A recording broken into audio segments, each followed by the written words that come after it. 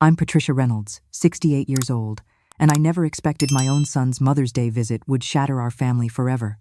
There I sat, admiring the simple card my daughter Clara had given me, along with her usual $5,000 check money that kept me afloat since my retirement. Then my millionaire son Richard walked in, designer gift bag in hand. "Mom, do you like the $5,000 Clara gives you?" he asked with an odd smile. Before I could answer, he dropped a bomb that exposed a 20-year family secret and revealed how little I knew about my own children. Before I continue this painful story, I'd love to know where you're watching from today. Family secrets can shake us to our core, can't they? If you've ever discovered something that changed how you saw your loved ones, you'll understand what I went through. Hit that like button if you've experienced family betrayal, and subscribe to join others who find healing through sharing our stories. Now, let me take you back to how our family drama began. I spent 35 years teaching 3rd grade at Oakwood Elementary, a job I loved but that never paid well. My late husband James worked as an insurance salesman, and we lived modestly in our 3-bedroom home in Springfield. We weren't poor, but we weren't wealthy either, just typical middle-class folks trying to give our children better opportunities than we had. Our son Richard was born in 1980, our bright and ambitious firstborn, who showed incredible intelligence from an early age. He could solve complex puzzles by age 4 and was programming simple computer games by 12. Richard always had big dreams, talking about becoming a millionaire before 30. James encouraged this ambition, seeing in Richard the business success he never achieved himself. Clara came along 4 years later in 1984, a compassionate soul from the start. While Richard calculated and planned, Clara felt and connected. In elementary school, she spent recess with the lonely kids and gave away her lunch money to classmates who forgot theirs. She struggled more academically than her brother, but worked twice as hard, eventually pursuing social work in college. The differences between my children became more pronounced as they grew.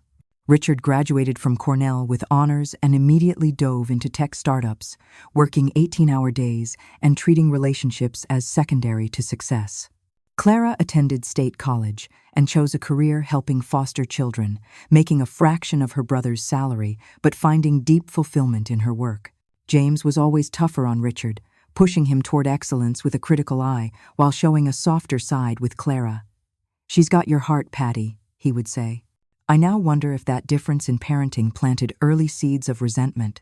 When James died suddenly of a heart attack 8 years ago, our family dynamic shifted significantly. At 60, I found myself alone in our partially paid-off home with inadequate savings. James had always handled our finances, and I discovered we weren't as prepared for retirement as I'd thought. His life insurance barely covered the funeral and remaining mortgage. Richard was 37 then, already successful with his second tech company and living in a downtown penthouse. He sent expensive flowers and handled the funeral arrangements from his smartphone, flying in the morning of the service and out that evening for an unmissable meeting in Singapore. He offered no practical help with my financial situation, just vague assurances that I shouldn't worry about money.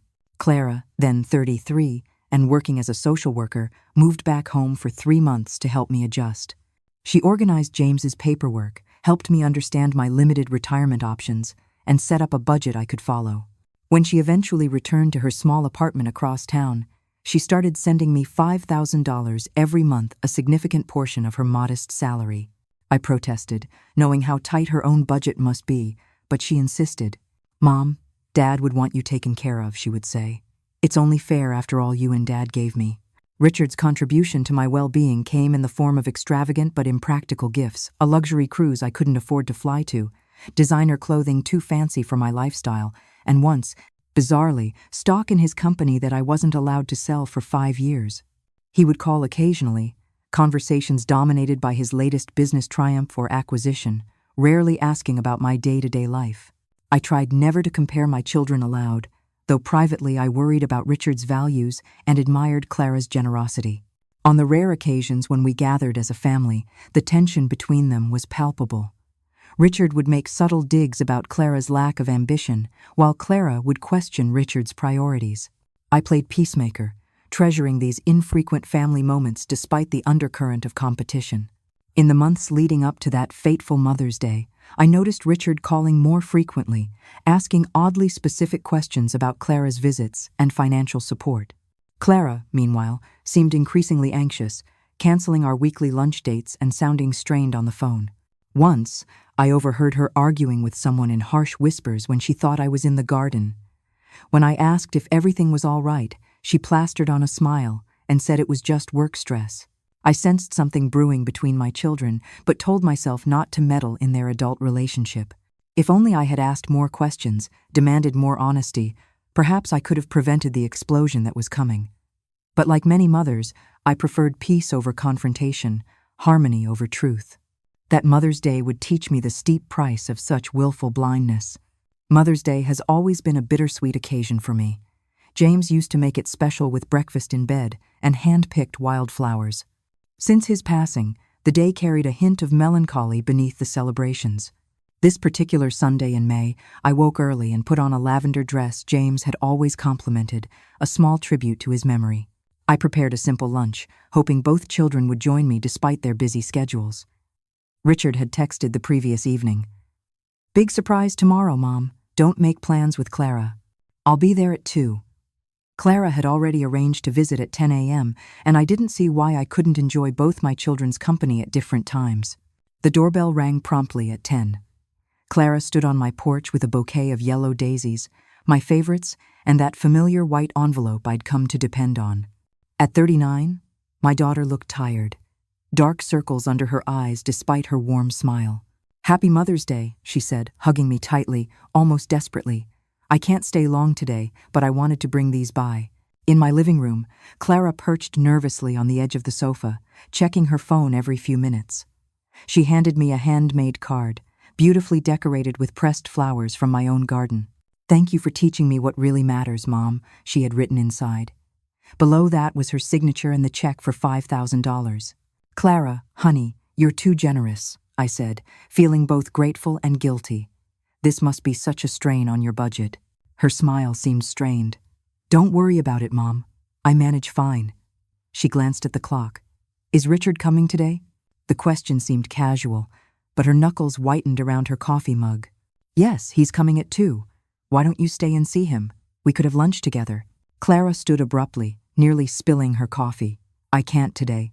Emergency case at work, a placement that's falling through.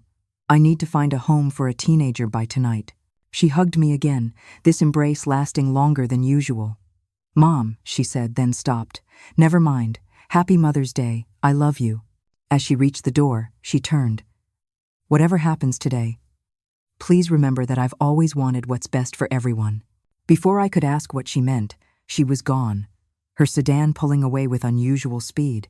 I spent the next few hours cleaning already clean rooms and checking the clock. Richard was typically punctual in business, but notoriously late for family functions. To my surprise, his sleek black Mercedes pulled into my driveway at exactly 1:58 p.m. Richard entered carrying an enormous gift bag from Neiman Marcus and a bottle of Dom Perignon.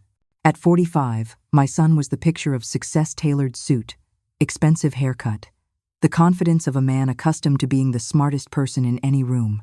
"Happy Mother's Day," he said, kissing my cheek with the practiced ease of someone who greets board members daily. "You look lovely, Mom." He set his gifts on the coffee table but didn't sit. Instead, he paced my living room, examining the family photos as if seeing them for the first time. "Clara's already been here," he noted, eyes fixing on the fresh daisies. It wasn't a question. "Yes, this morning. She had to work this afternoon. I wish you both could have come together." Richard picked up the card Clara had given me, opening it without asking permission. His eyes lingered on the check inside. "So, $5,000. Same as always?" The question struck me as odd. "Yes, it's very generous of her." "Is it?" He replaced the card and continued pacing. "And this helps you make ends meet?" "Richard, what's this about? I'm managing just fine. Are you, though? On a teacher's pension? Without Clara's support?" He checked his watch. "Mom, do you like the $5,000 Clara gives you?" There was something unsettling in his tone, a mixture of anticipation and barely contained anger.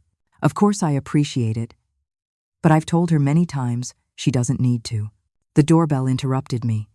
Richard's face transformed into an expression I'd never seen before, triumph mingled with bitterness. "Right on time," he said, striding to the door before I could rise from my seat. He opened it to reveal a short, balding man carrying a leather portfolio.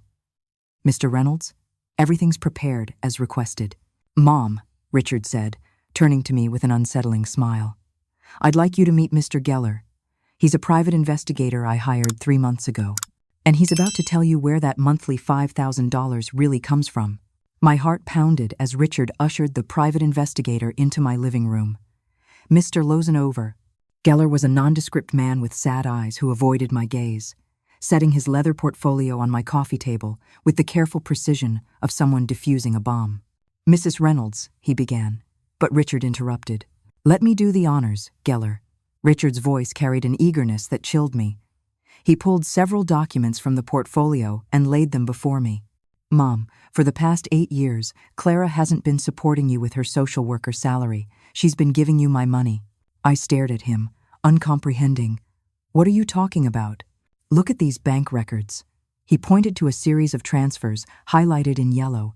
"Every month for 8 years, I've transferred $5,000 to Clara's account, and then she's turned around and given it to you, pretending it was from her."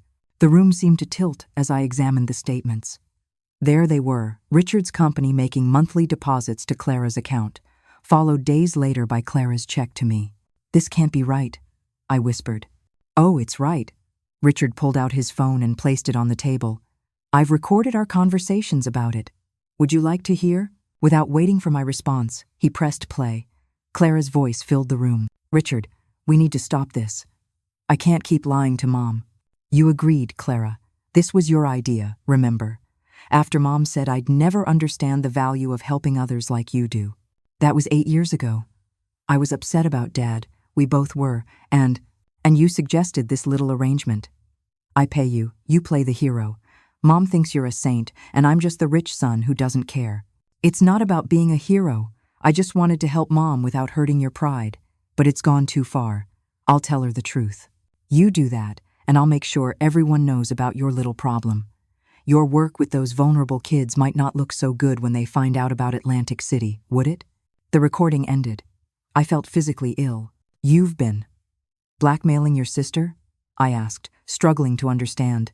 "I prefer to call it mutually assured destruction." Richard paced again. "It started after Dad's funeral. Remember that comment you made? About how Clara understands the true value of family, not just dollars and cents?" I vaguely recalled the conversation, an emotional moment when I was grieving and grateful for Clara's presence. "You have no idea how that felt, Mom. My entire life, I've worked to be successful, to make sure our family would never struggle. I paid for Dad's best medical care. I offered to buy you a condo in my building.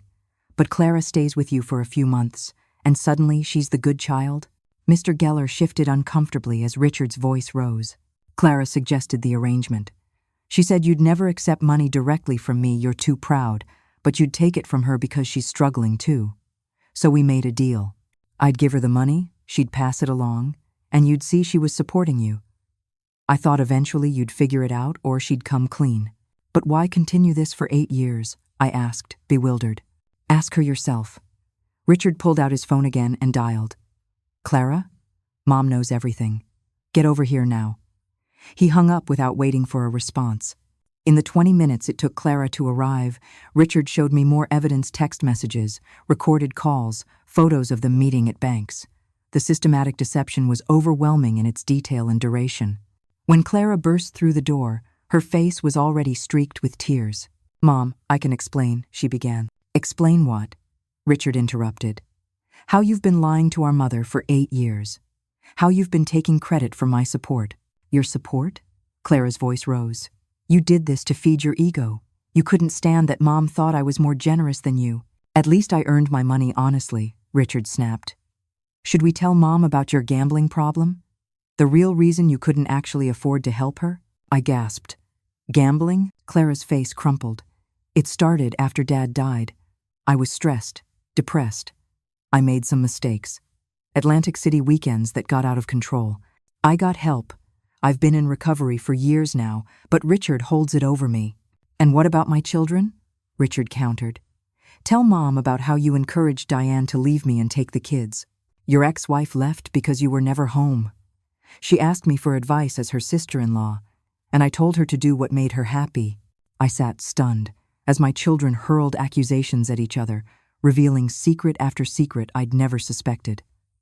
Clara had a gambling addiction. Richard had 2 children I'd never met from his first marriage.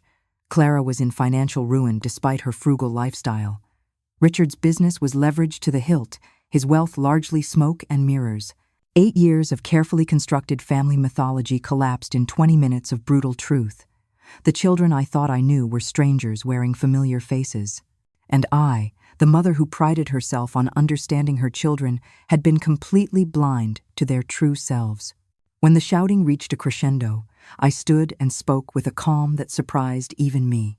"Both of you, stop. Mr. Geller, thank you for your information. You can leave now." The investigator gratefully slipped out the door as I turned to my children. "I need you both to leave my house. I can't look at either of you right now." "Mom," they both started simultaneously. "No. For 8 years, you've both been lying to me. Playing some twisted game with each other, using me as the prize. I need time to process this betrayal. Please go." After they left, I sat alone in my living room, Clara's daisies and Richard's champagne flanking me like monuments to deception. The check for $5,000 money that had kept my lights on and food in my refrigerator lay on the table, its significance forever changed. For the first time in my adult life, I had no idea what tomorrow would bring or how I would face it. The Mother's Day that was supposed to celebrate my role in creating a family had instead revealed that I didn't know my family at all. I wonder how many of you watching have discovered painful truths about your loved ones. Sometimes the people we think we know best are hiding the most. If you're going through a family crisis, know that you're not alone in these struggles. Let's continue this journey together as I share what happened next. After my children left, I moved through my house like a ghost, touching photographs and mementos that suddenly felt like props from a stage play rather than genuine memories. I pulled out old photo albums and sat cross-legged on my bedroom floor, searching for signs I had missed, moments where the narrative began to split from reality. There was Richard at 7, proudly holding a math trophy nearly as big as he was, his eyes seeking James's approval in the camera lens instead of enjoying his own accomplishment. Clara at 10, giving her new bicycle to the neighbor girl whose family couldn't afford one, then crying privately in her room not from regret, but because she knew she'd never match her brother's achievements in their father's eyes. I found a photo that made me pause, the 4 of us at Richard's high school graduation. Richard stood stiffly in his valedictorian robe, while James beamed beside him. Clara, 14 and awkward, stood slightly apart, her smile not quite reaching her eyes. I remembered James's words that day. "That's how it's done, Clara. Take notes for your turn." As if success had a single definition, and Richard had mastered it. Had I challenged that notion? Had I told Clara her different strengths were equally valuable? I thought I had, but the evidence before me, the broken, deceptive relationship between my children, suggested otherwise. I found Richard's college acceptance letters, all 8 Ivy League schools competing for my brilliant son. And there was James telling him, "You could have gotten scholarships if you'd worked harder on those applications." Never celebrating, always pushing for more. I remembered how Richard's shoulders had slumped, his moment of triumph tarnished. Then Clara's high school graduation photo, where she'd won the community service award. "That's nice, honey," James had said, "but how will that pay the bills?" I defended her, but weakly, without the fervor I should have shown. I flipped through birthday cards, holiday photos, vacation snapshots, each revealing patterns I'd been too close to see. James comparing our children constantly, Richard achieving to earn the approval that never quite came, Clara giving to fill a void of recognition. Me, caught in the middle, trying to balance the scales without tipping them either way. The night James told Richard he should be more like his sister came rushing back to me. Richard, 23 and already making more money than his father ever had missed James's birthday dinner for a business meeting. Clara had arranged a small party, baked a cake, created a photo album of memories. "Why can't you think of others before yourself like your sister?" James had asked when Richard called to apologize. I saw now how that comment had cut my son, how his drive to succeed had been both a rebellion against and a desperate attempt to please his father. And what about my own words? I found a Mother's Day card from 10 years ago, Clara describing me as the voice that always reminds us what truly matters. Had I really been that voice? Or had I tacitly endorsed James's values while pretending to stand apart from them? I remembered the comment Richard mentioned after James's funeral, my careless praise of Clara's presence and support compared to Richard's busy schedule. I hadn't considered how it would sound to a son grieving in his own way, throwing himself into work, perhaps because facing his complicated feelings about his father was too painful. There on my bedroom floor, surrounded by the artifacts of our family life, I had to confront my own role in creating the dysfunction that had culminated in today's revelation. I hadn't caused the rivalry between my children. James had planted those seeds, but I had watered them with my silence, my failure to intervene, my unwillingness to see what was happening beneath the surface. Most painful was the realization that both my children were still fighting to prove themselves worthy to James, to me, to each other. Richard through financial success, Clara through sacrifice and giving. Both approaches tragically flawed, neither bringing them happiness or peace. I gathered the photos and placed them back in their albums with new understanding. The mother who had raised these complicated, wounded adults was not the perfect parent I had imagined myself to be. I had failed them in crucial ways, and that knowledge was both devastating and necessary if anything was to change. Night fell as I sat contemplating these truths. I would need to face my children again, but first, I needed to face myself, the enabling mother, the conflict-avoidant wife, the woman who had chosen comfortable illusions over difficult realities for far too long. Family patterns can be invisible when we're caught in them, can't they? Looking back at your own family photos, what signs might you have missed?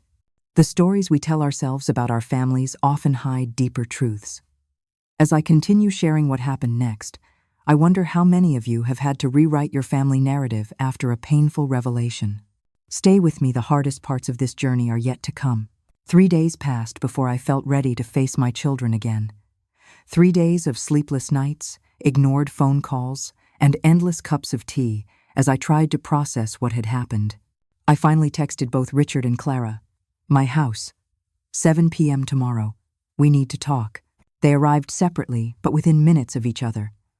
Richard in a suit straight from his office, Clara in jeans and a sweater, her social worker uniform.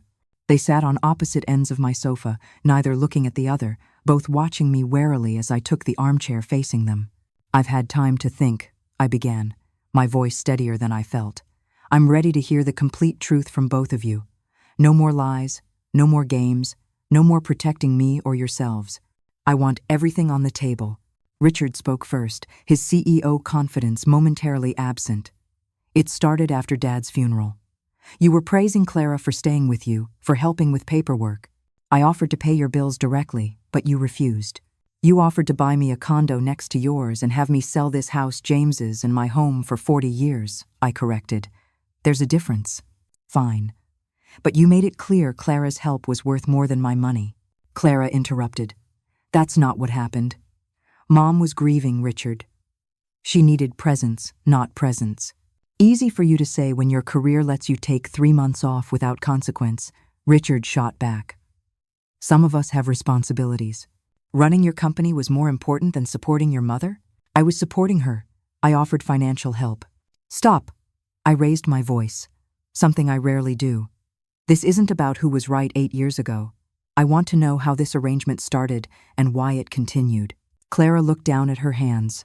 After the funeral, I was struggling. Dad's death hit me hard, and I made some bad decisions. I started going to Atlantic City on weekends, telling myself it was just entertainment. She developed quite the blackjack habit, Richard added. Lost nearly $30,000 in 3 months. Clara flinched. I was at rock bottom. Richard found out when I called him, desperate for a loan to cover my rent. He came to my apartment, saw the collection notices. That's when I told him I was worried about you too, Mom. Your pension wouldn't cover your expenses, but you wouldn't accept help from Richard. So I suggested a solution, Richard continued. I'd give Clara money each month. She'd keep some to pay down her gambling debts and pass the rest to you as if it were from her. You'd get the support you needed. Clara would look like the generous daughter, and He trailed off. And you'd what? I pressed. I'd prove I could be selfless too, even if no one knew it. The admission seemed to cost him. It wasn't just about ego. I wanted to help, but I was tired of being seen as nothing but a checkbook. We agreed it would be temporary, Clara added. Just until I got back on my feet and you were more stable, Mom. But then it became a pattern. And the blackmail? I asked Richard. The threats if Clara stopped the arrangement? Richard had the grace to look ashamed. That came later. After about 2 years, Clara wanted out. She'd joined Gamblers Anonymous, was doing better financially. But by then, I'd gotten used to, in the arrangement. Used to what exactly? I pushed. To hearing you praise Clara's generosity. To knowing that without me, she couldn't be the perfect daughter. It gave me leverage. Leverage over your own sister? The coldness in his admission shocked me. I threatened to tell you about her gambling if she stopped. Later, I threatened to tell her workplace. A recovering gambling addict working with foster kids' stipends? It wouldn't look good. Clara's eyes flashed with anger. Meanwhile, Richard was building his own house of cards. 2 failed marriages. Children he never sees. Don't bring my kids into this, Richard warned. Why not? Mom deserves to know she has grandchildren. Melissa is 12 and Jason is 10. Richard's ex-wife Diane has full custody because Richard couldn't be bothered to attend a single soccer game or school play. I felt the air leave my lungs. Is this true, Richard? I have grandchildren? Richard's face hardened. Yes. They live in Boston with Diane. Clara encouraged her to take full custody. I did not. Diane asked my advice as their aunt, and I told her that the kids needed stability. You were working 100-hour weeks and canceling every visitation, so you turned my own wife against me, just like you turned Mom against me. Nobody turned me against you, I interjected. You're doing a fine job of that all by yourself right now. The argument escalated, their voices rising until my elderly neighbor, Mrs. Finch, knocked on the door to check if everything was all right. We're fine, Margaret, I said, mortified as I stood in the doorway, my family's dirty laundry now neighborhood knowledge, just a disagreement. When I closed the door, the temporary interruption had done nothing to cool tempers. Clara was in tears. Do you want to know the worst part, Mom? I've been basically broke for years. That gambling debt followed me. Then came student loans, then credit cards to stay afloat. Richard knows this. He knows I've been living in a studio apartment with a leaking roof while giving you my money, and he's enjoyed watching me struggle. You could have gotten a better paying job any time, Richard countered. I offered you positions at my company repeatedly, to control me, to make me dependent on you, just like you've made Mom dependent on you. Stop talking about me like I'm not here, I said sharply.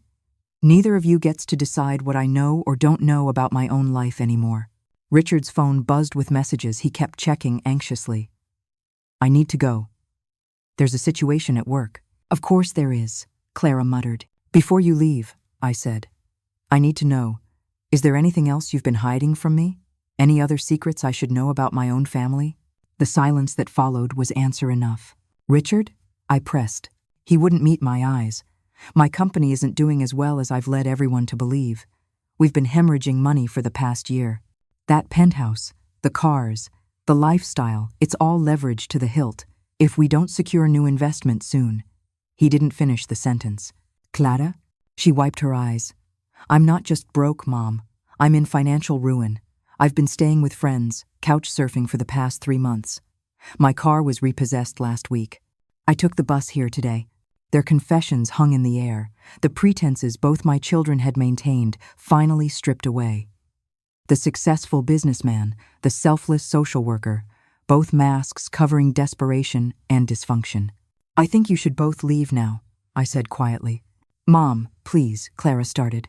No, I can't do this anymore tonight. I need space from both of you. I need to figure out what my life looks like now that I know the truth. Richard left first, his departure marked by the aggressive roar of his luxury car, perhaps soon to be repossessed like Clara's. Clara lingered at the door. Mom, for what it's worth, I am sorry. Not just for the lies, but for not being strong enough to end them sooner. After she left, I sat alone in the silence of my living room.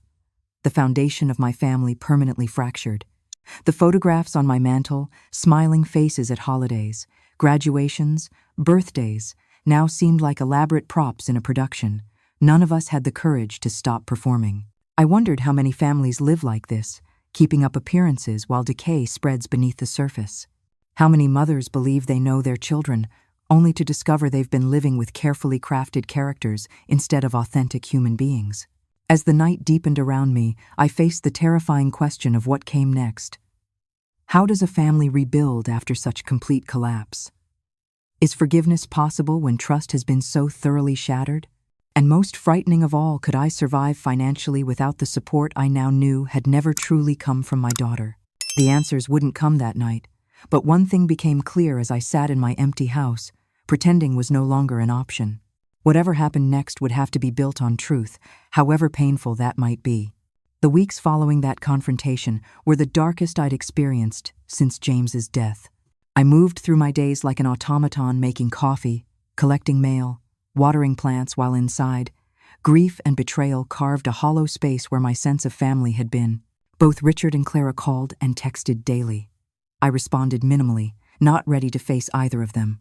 Richard sent elaborate flower arrangements that I donated to the hospital. Clara left tear-filled voicemails that I couldn't bring myself to delete but couldn't fully listen to either. Financial panic set in as I assessed my situation. Without the monthly $5,000, my teacher's pension covered barely 2/3 of my expenses. I had some savings, but not enough to maintain my current lifestyle for more than a few months. The house needed expensive repairs I'd been postponing. At 68, my employment prospects were limited at best. The shame kept me isolated. How could I explain to friends that I'd been unknowingly dependent on my son's money while believing in my daughter's sacrifice? That I had grandchildren I'd never met? That my entire understanding of my family had been built on elaborately constructed lies?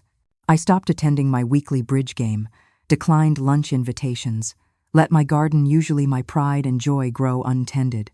Depression wrapped around me like a familiar blanket, heavy and suffocating but somehow safer than facing the world. My sister Eleanor was the only person I couldn't avoid. She arrived unannounced 2 weeks after Mother's Day, suitcase in hand. "Patricia Reynolds, you look terrible," she announced, pushing past me into the house. "I've called 6 times, and your messages get shorter each time. I'm staying until you talk to me properly." Eleanor, 2 years my senior and never one to mince words, made herself at home. She cooked, cleaned, and finally cornered me one evening with a glass of wine and her no-nonsense stare. "Spill it, Patty. What's happened?" The whole story poured out of me. Richard's revelation, Clara's deception, the 8-year charade they'd maintained at my expense.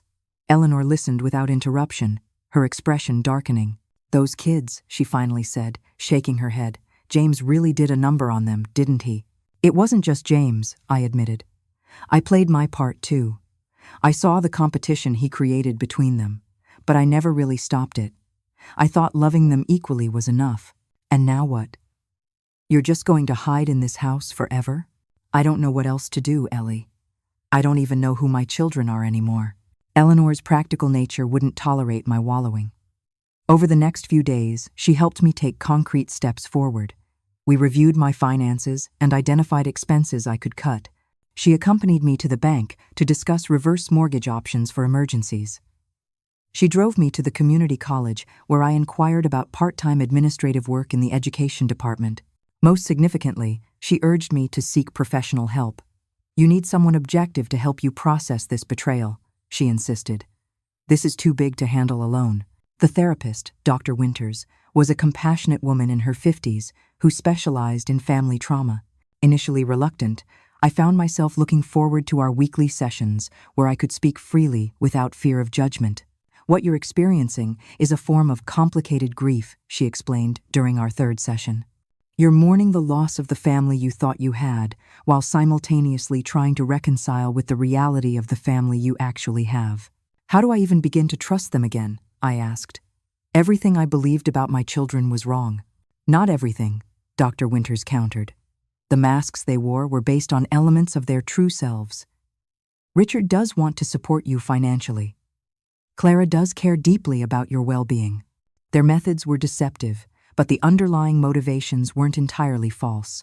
She helped me understand the dynamics that had led to our family's dysfunction, how James's critical parenting had created Richard's desperate need for validation, how Clara's empathy had morphed into unhealthy self-sacrifice, how my conflict avoidance had allowed problematic patterns to flourish unchecked.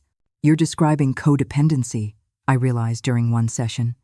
We've all been enabling each other's worst tendencies. Exactly, Dr. Winters nodded, and recognizing that is the first step toward changing it. Meanwhile, letters from both my children accumulated on my coffee table, unopened. Dr. Winters didn't push me to read them, but suggested that at some point, I would need to decide what kind of relationship, if any, I wanted with Richard and Clara moving forward. As June turned to July, I slowly emerged from my isolation. Eleanor returned home, but with a promise to call daily and visit monthly. I joined a support group for seniors dealing with family estrangement, finding solace in stories both better and worse than my own. I began volunteering at the library 2 mornings a week, shelving books and helping with children's story time, finding purpose in simple service. Financially, I made difficult decisions. I sold my wedding silver and James's collection of rare coins. I rented out my 2nd bedroom to Marjorie, a retired nurse who needed affordable housing, and offered to help with utilities. I canceled subscriptions, learned to shop sales, and approached my new financial reality with determined pragmatism. One unexpected ally emerged during this period: Linda Cooper, a former student of mine who had become a financial advisor. She'd seen me at the grocery store, noticed my distress over calculating prices, and offered her professional assistance. When I explained my situation, a simplified version, she volunteered to help organize my finances pro bono. "You changed my life in 3rd grade, Mrs. Reynolds," she insisted. "You believed in me when no one else did. Let me return the favor."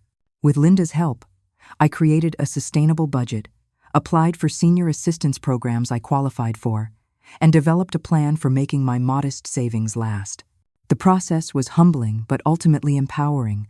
For perhaps the first time in my adult life, I was taking complete control of my financial future. In August, I finally gathered the courage to open the letters from my children, starting with Clara's. Her words were raw with remorse, detailing her shame, her addiction recovery journey, and her deep regret for betraying my trust. She explained how the deception had begun with good intentions, but had spiraled into a trap she couldn't escape. The final paragraph caught me off guard. "I've started intensive therapy, Mom. I'm facing the ways Dad's expectations and my need for approval shaped my choices. I'm learning that true generosity doesn't require self-destruction. I don't expect your forgiveness, but I want you to know I'm working to become someone worthy of it. All I ask is a chance, someday, to show you who I really am, flaws, struggles, and all." Richard's letter was shorter, his corporate communication style evident even in this personal context. He acknowledged the manipulation, but stopped short of a full apology, framing the situation more as a misunderstanding than a deliberate deception. Yet between the carefully crafted sentences, I sensed genuine confusion and hurt. I never understood why my success seemed to count for less than Clara's sacrifices. Everything I built with the idea of taking care of this family. Perhaps my methods were misguided, but my intentions were not. The final paragraph revealed vulnerability rare for my son. "Diane has agreed to bring Melissa and Jason to meet you, if you're willing. They know about you. I never kept you from them, only them from you, which I now recognize was selfish. They have a grandmother they've never met, and that's my failure to bear." I held these letters, these glimpses into my children's true selves, and felt the first tentative stirrings of something beyond pain, not forgiveness, not yet, but perhaps understanding. They were both broken in different ways, shaped by the family we had created together, trying in their damaged ways to navigate relationships neither James nor I had taught them to build healthily. Dr. Winters helped me process these revelations, encouraging me to establish boundaries before considering reconciliation. "You get to decide what kind of relationship you want with your children now," she reminded me. "Not based on who you thought they were or who they pretend to be, but who they actually are. And they need to respect your terms." By September, I had developed something I never possessed before: a clear sense of my own worth, independent of my roles as mother, wife, or teacher. The depression hadn't vanished, but it had transformed into a more manageable melancholy, punctuated increasingly by moments of genuine peace. I was learning to live with uncertainty, to accept that the family story I'd believed for decades had been partially fiction. Most importantly, I was discovering that even at 68, I could rewrite my own role in that story, not as a passive recipient of others' deceptions, but as a woman capable of establishing boundaries, demanding honesty, and creating a life of integrity, however modest it might be. The question remained whether Richard and Clara would have places in that new life. As fall approached, I finally felt ready to find out. I wonder if any of you watching have had to rebuild your sense of self after a betrayal. It's like constructing a house after an earthquake. You salvage what you can, but the foundation must be completely new. If you're facing a similar challenge, remember that healing isn't linear, and there's no timeline for recovering your balance. In my next part, I'll share how unexpected allies helped me gain clarity about my family's dysfunction. If you're finding value in this story, please consider subscribing to hear more stories of family healing and transformation. As October painted my neighborhood in amber and crimson, I made a decision that surprised even me. Using Richard's business contact information from his letterhead, I called his office and asked his assistant for his first ex-wife's phone number. "Mrs. Reynolds?" The young man sounded startled. "Richard's mother?" "Yes. I need to speak with Diane about my grandchildren." There was a pause. "He's in a meeting, but I think he'd want me to help you. Let me text you her information." Minutes later, my phone pinged with Diane's contact details and an unexpected message. "Richard talks about you often, Mrs. Reynolds. He keeps your photo on his desk." This small revelation that my son maintained some connection to me in his professional life shifted something in my perception. The Richard I'd come to see as coldly manipulative, still identified publicly as my son, still kept my image in his most ambitious space. I waited until evening to call Diane, my heart racing as the phone rang. "Hello?" The voice was warm, with a slight Boston accent. "Diane? This is Patricia Reynolds, Richard's mother." A beat of silence. "Mrs. Reynolds. After all these years, please call me Patricia. I recently learned about Melissa and Jason. I'm hoping I might meet them." Another pause, longer this time. "Richard told me he finally told you about them. I've been encouraging him to for years." "You have?" "Of course. The kids have asked about their grandmother. I've shown them the few photos Richard provided. They know you exist, that you were a teacher. They've wondered why they've never met you." "What did Richard tell them?" I asked, bracing for the answer. "That you lived far away, that you were busy. Later, that you weren't well enough for visitors." Her tone held no accusation, just fatigue. I stopped pushing after a while. It seemed like a battle I couldn't win. We talked for nearly an hour. Diane was remarkably understanding, explaining that her separation from Richard had been difficult but necessary. "He's not a bad man, Patricia. Just damaged in ways I couldn't fix." Work became his escape from intimacy, from parenting challenges, from any situation he couldn't control with money or intelligence. She agreed to bring the children to meet me the following weekend at a cafe halfway between Boston and Springfield. "They're good kids," she said before we hung up. "They have questions, but they're excited to meet you. Just be patient with them. And with yourself." The meeting was surreal, sitting across from two young people who shared my blood but were complete strangers. Melissa had James's serious eyes and my chin. Jason fidgeted exactly as Richard had at that age. We navigated awkward silences and cautious questions, gradually finding common ground in books Melissa loved and Jason's interest in astronomy, a passion James had shared. "Mom says you were a teacher," Melissa said as we finished our hot chocolates. "Yes, 3rd grade. For 35 years. That's cool. I want to be a marine biologist. Dad says it's not practical, but Mom says I should follow my interests." "Your mother is right," I said, catching Diane's appreciative glance. As we parted, I handed each child a small gift, a constellation guide for Jason, a journal for Melissa. "I've missed a lot of birthdays," I said. "I hope to make up for lost time, if you're willing." Their tentative hugs were the first genuine connection I'd felt in months. Driving home, I called Clara on speakerphone, our first real conversation since Mother's Day. "Mom?" Her voice was disbelieving. "Are you okay?" "I just met your niece and nephew," I said. "They're wonderful, Clara. They should know their aunt, too." Her sharp intake of breath was followed by silence, then quiet crying. I'd like that very much." The next unexpected ally appeared at my door 2 days later, a trim, efficient woman in her 40s who introduced herself as Karen, Richard's executive assistant for the past 12 years. "Richard doesn't know I'm here," she said, her professional demeanor cracking slightly. "But I felt you should know what's happening before it hits the news." Over tea at my kitchen table, Karen revealed that Richard's company was in serious trouble. The venture capital funding he'd been counting on had fallen through. Layoffs were imminent. The facade of success he'd maintained for years was crumbling. He mortgaged everything to keep the company afloat, Karen explained. The penthouse, the cars. He hasn't taken a salary in 8 months. The money he's been sending Clara, it's been coming from his personal savings, which are nearly depleted. Why are you telling me this? I asked. Karen twisted her wedding ring. Richard has been more than an employer to me. When my husband had cancer 3 years ago, Richard paid for treatments insurance wouldn't cover. He's not always emotionally available, but he cares in his way. She met my eyes directly. He's going to need family now more than ever, even if he can't admit it. This glimpse into my son's imminent fall and the loyalty he inspired in at least one person complicated my understanding of him further. The ruthless businessman harbored genuine kindness. The controlling brother had continued supporting his sister, even as his own finances collapsed. That evening, my doorbell rang again. This time it was Martin Greenwood, identifying himself as Clara's sponsor from Gamblers Anonymous. Clara asked me to speak with you, he explained, declining to come inside. She doesn't know what I'll say. That's not how sponsorship works. I'm here because I believe in her recovery, and family reconciliation can be an important part of that process, when appropriate.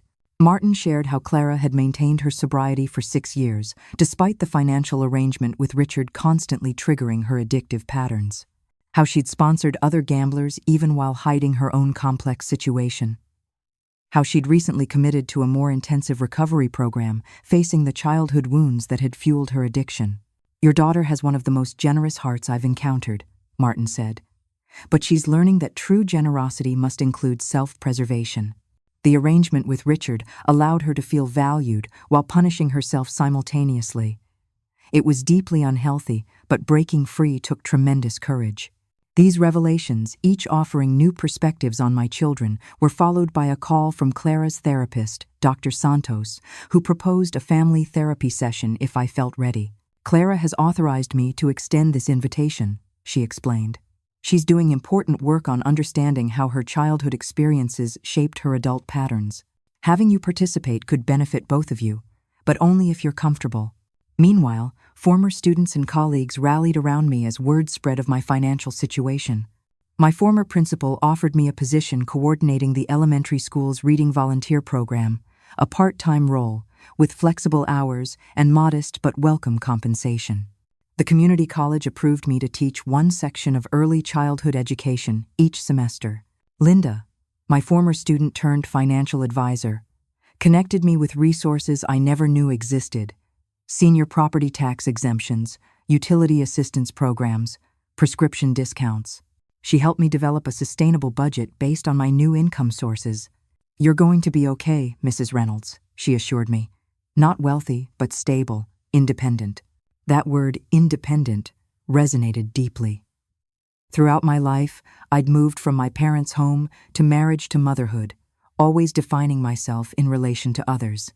Financial autonomy had never been my reality. Now, in my late 60s, I was learning what true independence felt like: challenging but empowering.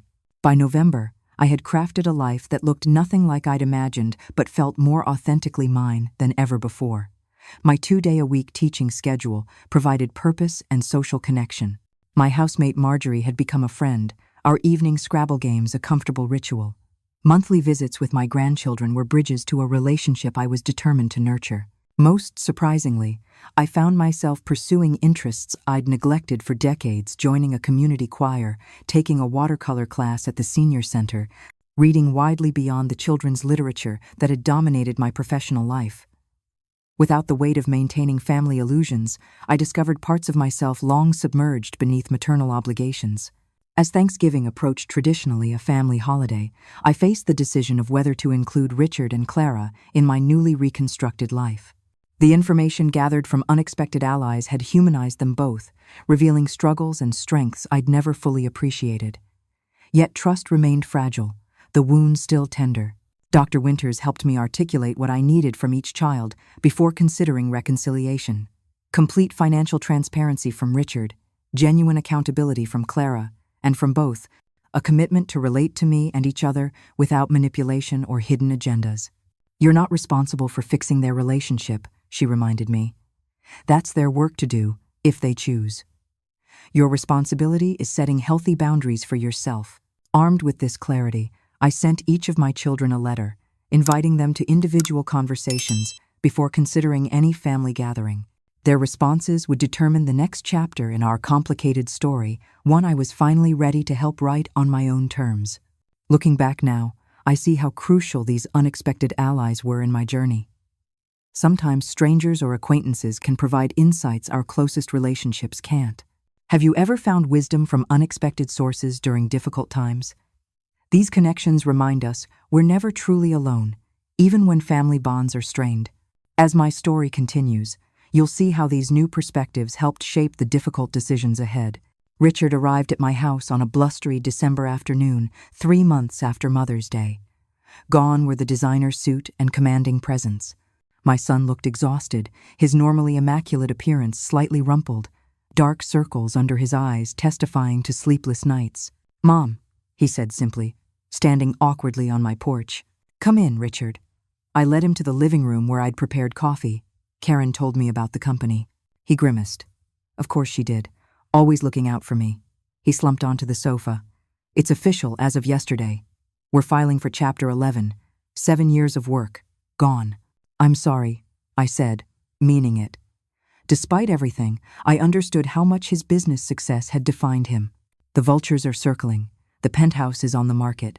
I'm staying in a furnished apartment the company kept for visitors. He attempted a smile. "Quite a fall, isn't it? Your worth isn't measured by your net worth, Richard." He laughed bitterly. "Tell that to Dad. Your father was wrong about many things," I said firmly. I was wrong too, for not saying that more clearly when it mattered. Richard's carefully maintained composure cracked. "I don't know who I am without success, Mom. I've defined myself by achievement since I was 8 years old." "I know, and that's partly my fault for allowing your father to put that pressure on you." We talked for hours, really talked, perhaps for the first time since he was a child. Richard described the constant anxiety beneath his confident facade, the fear of failure that drove him to work 100-hour weeks, the hollow feeling that no accomplishment ever felt like enough. "When Dad died, I thought I'd finally feel free of his expectations," Richard confessed. "Instead, I internalized his voice completely.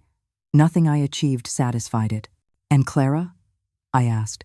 "Where did that competition come from?" Richard stared into his coffee. "Dad always praised her goodness, her giving nature. The way you did, too. I couldn't compete on those terms, I'm not built that way. But I could fund her generosity, control it. If her giving depended on my money, then in some twisted way, I was the truly generous one." He shook his head. "It sounds insane saying it aloud." "Not insane," I said gently, "just deeply wounded." We discussed the grandchildren, Richard admitting his shame at keeping them from me.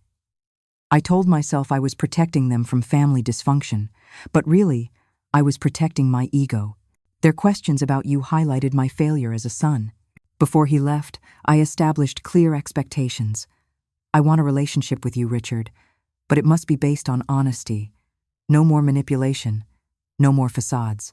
And you need to work on your relationship with Clara separately. I won't be the go-between anymore." Richard nodded. "I'm seeing a therapist now. First time in my life. It's uncomfortable." "Growth usually is," I said, hugging him goodbye. Clara's visit a week later carried different tensions. My daughter had lost weight, her social worker's compassionate eyes now shadowed with anxiety. She brought a small plant instead of flowers. "Something that can grow over time, like trust," she explained. Unlike Richard's gradual unburdening, Clara arrived with rehearsed accountability. She handed me a sealed envelope. "This is the complete record of my gambling, my debts, the arrangement with Richard, everything. Total transparency. My therapist suggested this as part of my 9th step making amends." Inside was a detailed timeline of her addiction, recovery attempts, relapses, and the complex financial entanglement with Richard. Reading it later would break my heart with its brutal honesty. Clara recording every lie, every manipulation, every moment of using my maternal affection to maintain her self-image as the good child. That afternoon, she spoke about her recovery with the hard-won wisdom of someone who had faced their darkest self. "The arrangement with Richard was perfect for my addiction mindset," she explained. "I could feel virtuous while secretly participating in deception.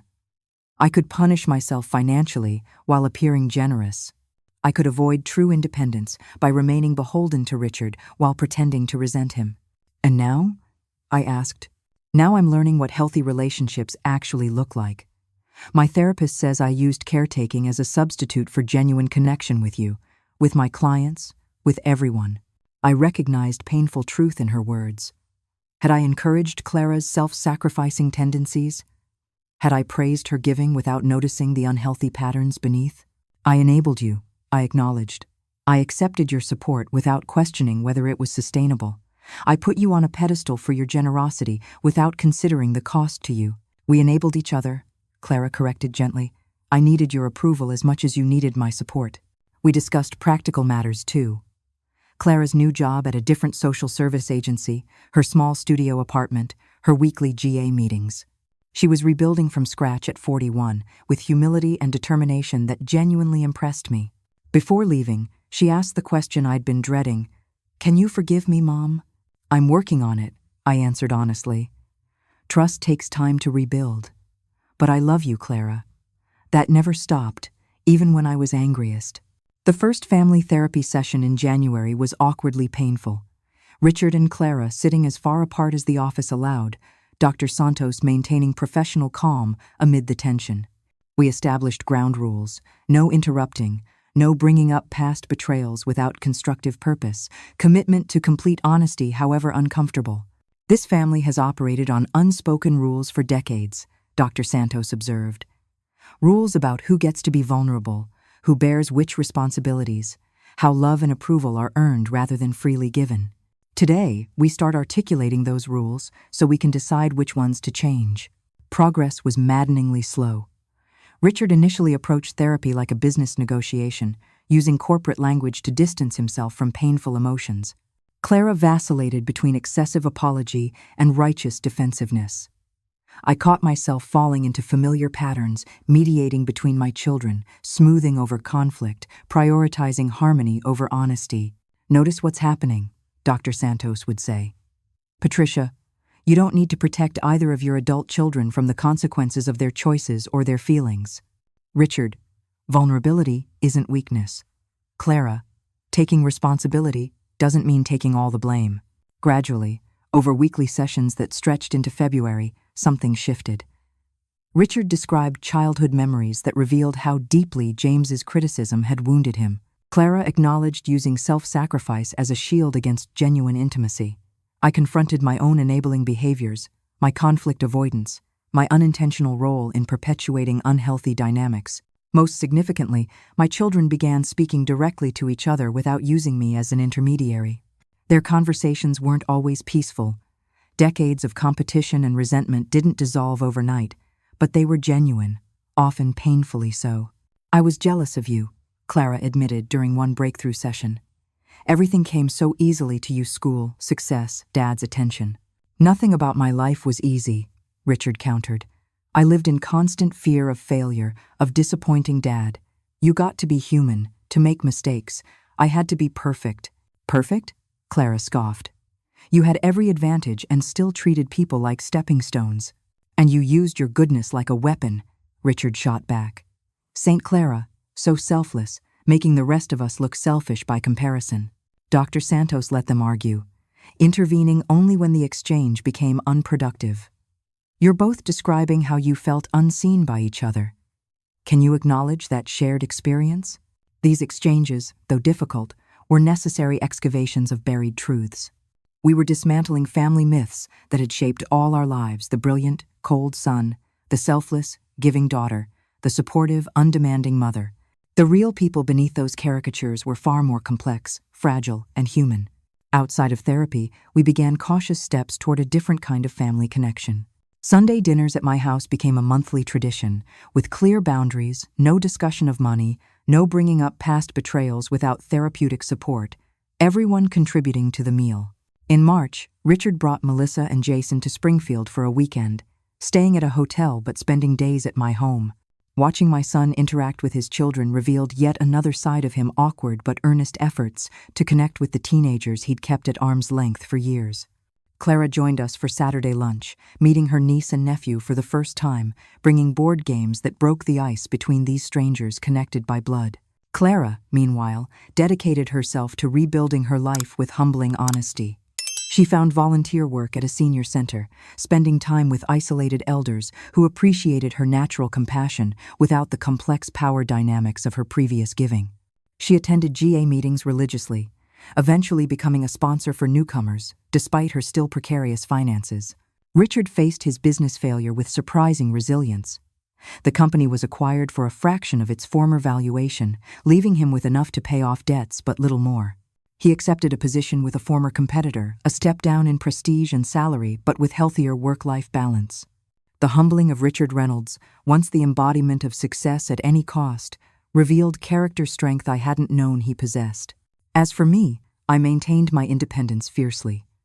When Richard offered financial help during one difficult month, I declined politely but firmly.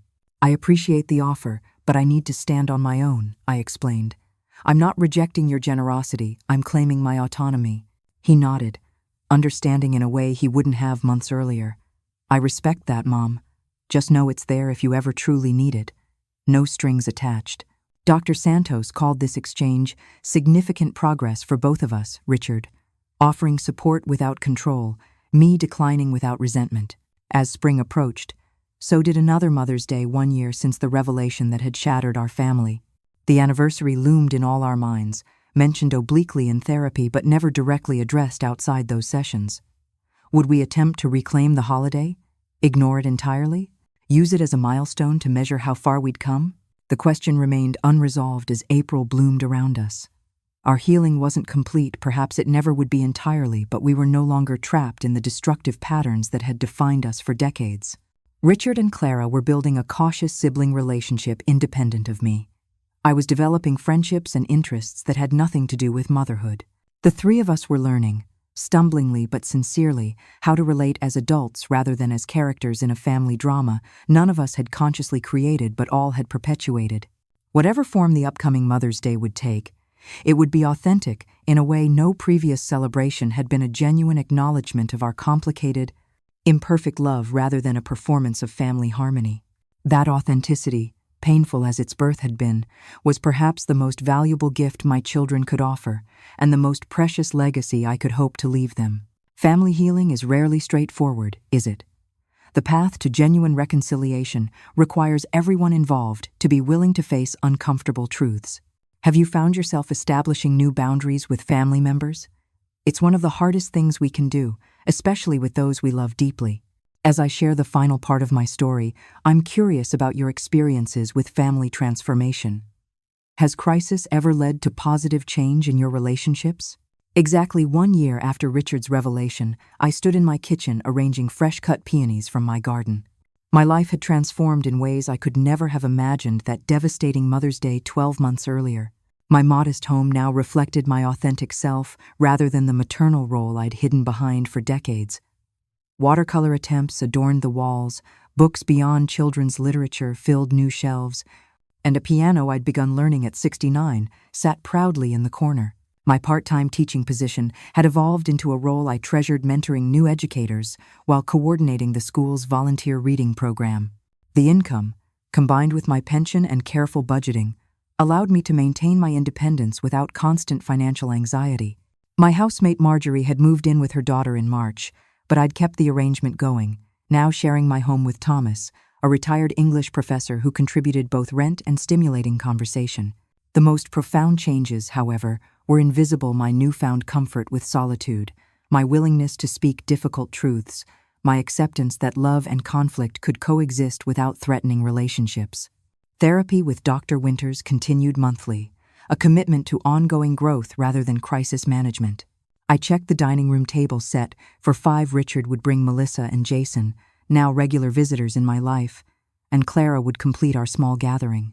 Instead of hosting at my house as originally planned, I'd made reservations at Riverside Gardens, a modest restaurant overlooking the Connecticut River neutral territory, for our first Mother's Day reunion.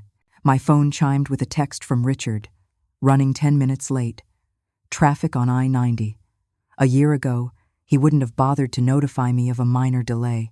Now he understood that consideration in small things rebuilt trust as surely as honesty in larger ones.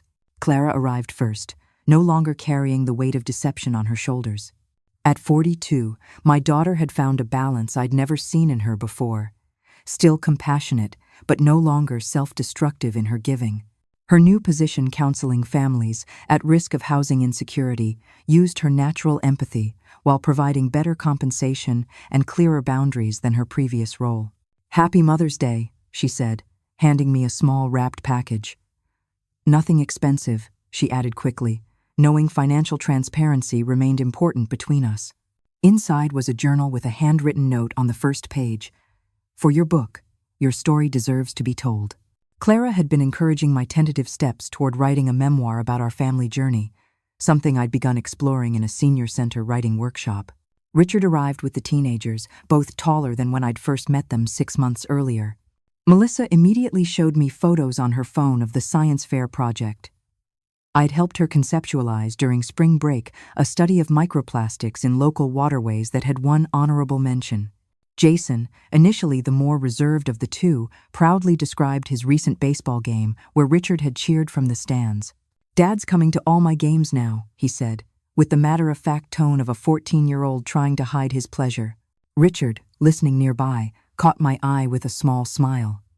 We both knew what this represented: his conscious choice to prioritize fatherhood over work, to show up consistently in ways his own father rarely had.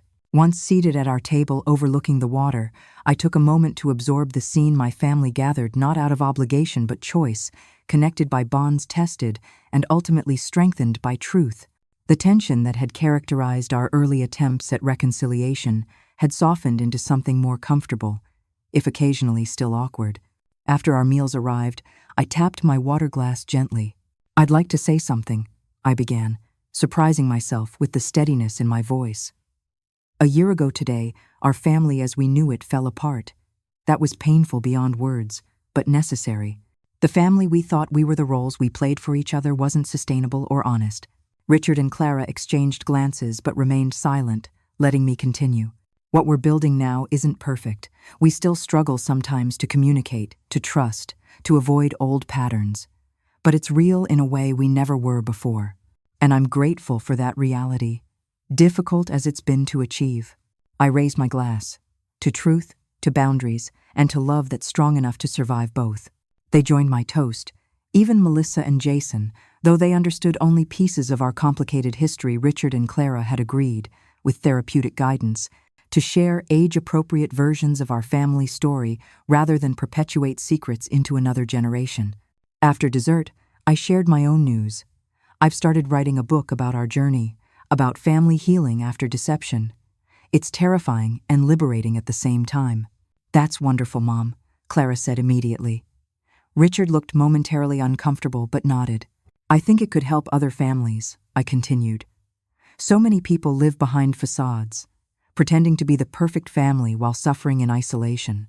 "Will you use our real names?" Richard asked, the businessman in him surfacing briefly.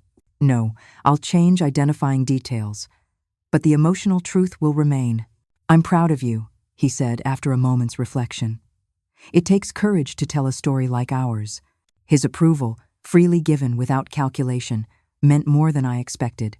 As we prepared to leave, an unexpected moment of connection occurred between my children.